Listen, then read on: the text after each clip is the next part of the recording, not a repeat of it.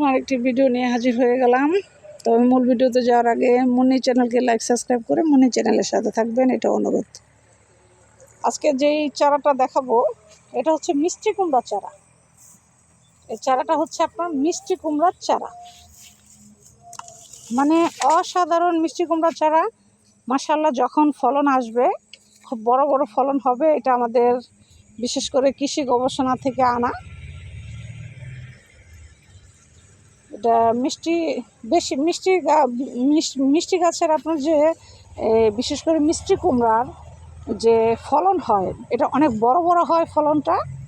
আর বিশেষ করে মিষ্টি কুমড়ার যে কচি কচি পাতা, এই পাতা দিয়ে কিন্তু মানুষ সাধারণত আপনার চিংড়ি মাছ, বড় মাছ, তারপরে হচ্ছে ছোট মাছ, যে কোনো মাছ দিয়ে আপনি এই মিষ্টি কুমড়া পাতা দিয়ে, বিশেষ করে নরম যে ডোগাগুলো, এই যে নরম ডোগা, এগুলোকে বলে নরম ডোগা। এই যে কচি পাতা, এই কচি কচি পাতা আপনি নিয়ে, নরম ডোগা 8-10টা ডোগা আপনি নিয়ে চিংড়ি মাছ দিয়ে, তারপরে হচ্ছে আপনার আলু দিয়ে হালকা মাখা মাখা করে ঝোল করে আপনি যখন রান্না করবেন, মানে আঙ্গুল চেটে পুটে খাবেন, এত সুস্বাদু হয়, আবার এত মজা হয়।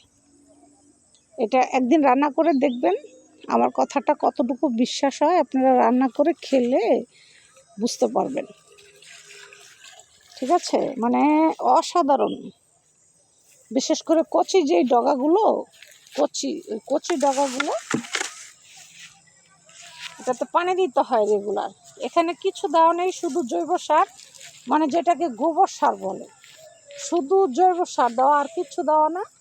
ঠিক আছে, জৈব সার দিয়ে করা, যার কারণে ফলন আলহামদুলিল্লাহ খুব ভালো হবে। সাথে আছে আপনার এগুলো কি মামি?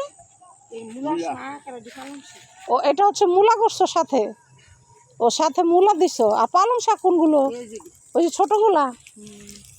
মানে তোমাকে কামই খালি সারাদিন এই গাছে পানি দেওয়া তো মনে তো তাই, দুইজনে মিলা দিতেছো পানি। এগুলো হচ্ছে মূলা শাক মামি? মাশাআল্লাহ, মূলা হয় তো না বড় বড়? সব কৃষি গবেষণা থেকে আনা? ভালো হয়েছে। সামনে ওই যে পালং শাক করা, মানে এটা পুরোটা আপনার সবজি দিয়ে মানে করা, সবজি করা পুরোটাই। ঠিক আছে, আপনাদের যদি এরকম 8-10 বিঘা জায়গা থাকে, আপনারা এরকম সবজির বাগান করবেন।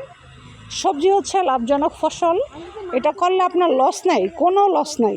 ঠিক আছে, তো ভিডিওটি ভালো লাগলে অবশ্যই মুন্নি চ্যানেলকে লাইক সাবস্ক্রাইব করতে ভুলবেন না। মুন্নি চ্যানেলকে লাইক সাবস্ক্রাইব করে মুন্নি চ্যানেলের সাথে থাকবেন।